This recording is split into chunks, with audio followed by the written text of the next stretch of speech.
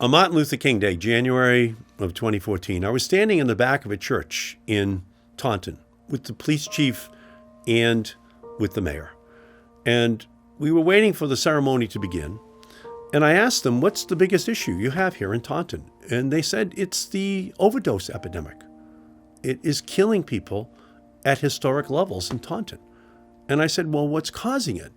And they said, well, it's opioids.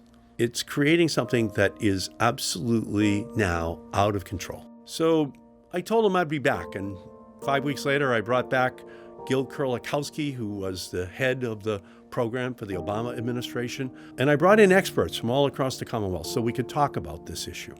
And it was pretty clear that fentanyl had now injected itself into the life of the people of Massachusetts. I then created summit after summit across Massachusetts, in Holyoke, in Boston, to talk about this epidemic, to talk about fentanyl, to talk about what was happening, to talk about all of the deaths and how quickly it was spiking. And then I worked in Washington to pass law after law that would help to deal with that crisis.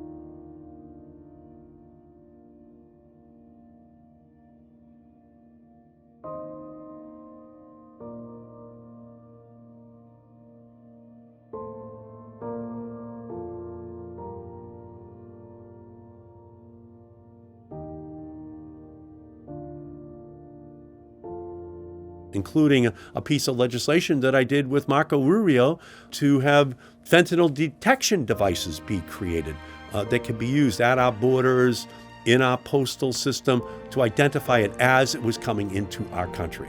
So we have to give help to all of these families. It's an epidemic.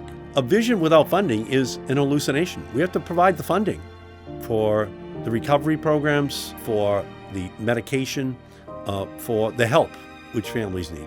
We don't need incarceration. We need the help which is given to these families so that we can treat it as the medical crisis that it is in our country.